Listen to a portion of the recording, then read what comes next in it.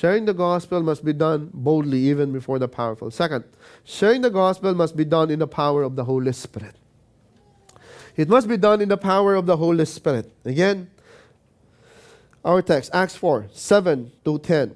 When they had placed them in the center, they began to inquire, by what power or in what name have you done this? Then Peter, look at this, filled with the Holy Spirit. Okay, filled with the Holy Spirit. Then he shared the gospel. You need to understand that whether in miraculous works, miraculous words, supernatural, spiritual words, and advantageous or disadvantageous ways, doesn't really matter. It is through miraculous works. It is by the power of the Holy Spirit. Some people tend to claim, the glory for themselves. Yesterday we were, Sang and Brother Ray, we were talking about these things, opportunity to serve, and to share, to teach, And one of the concerns that was raised up was this, fear. Fear that you might make a mistake and all of these things. They said, basically, there are two factors involved in teaching, okay, which are wrong. One is confidence and the other is fear. You might be thinking, so what do we need? I thought we need confidence and not be afraid. Or fear, not confidence. Okay? Confidence is wrong when we use it as a basis for our standing for God. In other words, it is based on our own ability. You know what? I'm a good communicator. I'm a good speaker. Okay? I have thick face, thick skin, I'm not shy. I don't really care, and all of these things. So I'm good at it. Therefore, I can teach. That's wrong. Why? Because it is relying on our own power, on our own abilities. That is wrong. We need to be relying on the Holy Spirit. The other side is this, fear. I'm afraid because I might make a mistake, because in all of these things. Well, that's a good thing. It should lead you to God and say, Lord, please help me because I don't know what to do. I am fearful. And we need to be doing that. We need to be relying on the Holy Spirit. We need to be relying on His power to be able to share the gospel.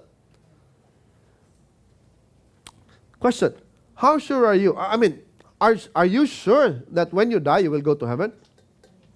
Why? Have you been there?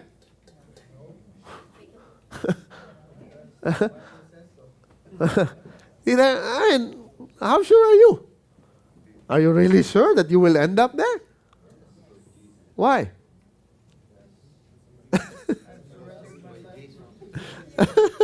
And all of these answers and all of these things.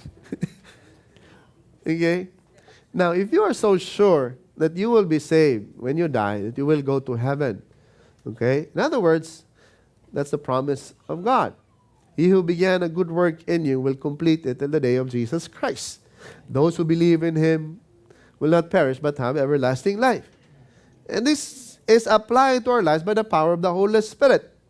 Okay? We trust Him for the future. But why is it we don't trust Him for sharing the gospel? It's like there's a switch. We trust Him for our future, but when we share the gospel, we don't rely on the power of the Holy Spirit. We tend to use what we know, or we tend to use what we know as an excuse. Why is it that when we live our lives, by the way, okay, let's just expand this a little. Now, sharing the gospel, for some, it's more difficult. Okay, so let's start again, even in the other areas of life, because we need to train ourselves in this area before we can really be sharing the gospel. By the way, one of the ways we can share the gospel is how we live our lives. It doesn't stop there, but rather that's an opening, okay? That's you might say, an icebreaker for people. This is how you live your life. Why? Then you get to converse, then bring in the gospel, okay? For example, in your finances, do you trust in the power of the Holy Spirit? Some people tend to think this way. You're a pastor, you need to live by faith. What about you? Are you a believer? Yeah. And are you supposed to live by faith? No, I work. Like, Years ago, a lot of years, I used to have this mindset. The pastor, you live by faith. Me, not a pastor. Okay, I get to trust in my profession. And one day, I still remember it. And now I remember it more clearly. Because I read the book, as I've shared to some of you, Daring to Live on the Edge. Again, this is the third, fourth time that I've shared this. Get that book, read that book. It's very beautiful and it's cheap if you're stingy. It's only about $5-6 on Kindle. Okay? Daring to Live on the Edge. After reading that book, I was driving Pastor Mel to the airport. You remember it, driving the van, beside him. And I was telling him, you know what, Pastor? I realized something. He says, what? That it's not only pastors like you who are to live by faith. It is also people like me. Professionals in the profession and all of these things. And, Pastor Mel is just so kind, so gentle, and just looks at me. And I think at the back of his mind, he says, duh. Where have you been? You've been with me for all of these years. It's just now, 10 years after, you say this, that all of us need to live by faith, need to trust in the power of the Holy Spirit. How many of us are really doing that? Or are we relying on our abilities? Are we relying on our professions? You know what? I'm a nurse. Okay? I earn a lot because I'm a nurse. Really? If no one gets sick, do you think you'll have money? Huh? No. If no one decides to go to the hospital, he said, I'm just going to want to die or whatever, take herbal medicine or, no. You will be sent home. Low census, go home. No work today. Whatever profession that is. I did that, and I tell you this. When you do that, God will teach you a lesson. If you don't rely on the Holy Spirit. I did that. I relied on my profession. You know what God did? God killed my boss, my client. It was a 4-year plan. Not even reached 1 year, God says, it's gone. When he was gone, it's like my world shattered. Like, what am I gonna do now? It was a 4-year plan. I was supposed to have work for the next 4 years. I already projected that by this time I'm going to get married, I'm going to buy a house, and all of these things, and life would be great. God says, no. Learn to trust me. That's the practical aspect of life. That is our lives. How much more in sharing the gospel? That's not your life, that's the other person's life we're talking about here. We need to be relying on the power of the Holy Spirit.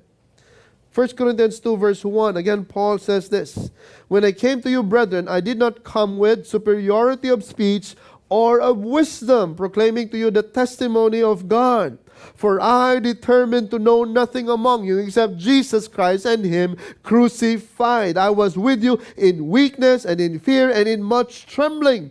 And my message and my preaching were not in persuasive words of wisdom, but in demonstration of the Spirit and of power, so that your faith would not rest on the wisdom of men, but on the power of God.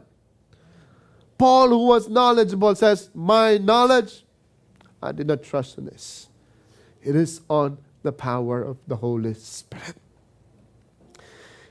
At the end of 1 Corinthians, chapter 16, verse 8, he says this, but I will remain in Ephesus until Pentecost, for a wide door for effective service is open to me, and there are many adversaries. A wide door for effective service has opened to me.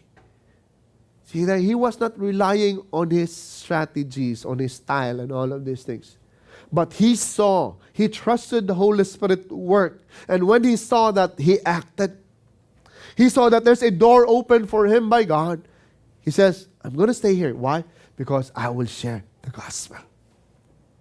Acts 16 verse 6. They passed through the Phrygian and Galatian region, having been forbidden by the Holy Spirit to speak the word in Asia.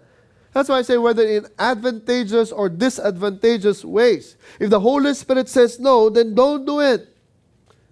Because if you do it, expect failure. No matter how good you are, no matter how crafty, no matter how well planned all of these things are, if the Holy Spirit says no, forget it, it will fail. That's why we need to be relying on the Holy Spirit. For Paul, who had this desire to preach the gospel where no man has ever preached Christ, there were times that he didn't. He wanted to pass through this region, the Galatian region, the Phrygian region. But, he says, they were forbidden by the Holy Spirit. Maybe it's not yet time. Colossians 4:3, praying at the same time for us as well, that God will open up to us a door for the word, so that we may speak forth the mystery of Christ, for which I have also been imprisoned. See there? He was always relying on the power of the Holy Spirit. So that's the second thing. Sharing the gospel must be done in the power of the Holy Spirit.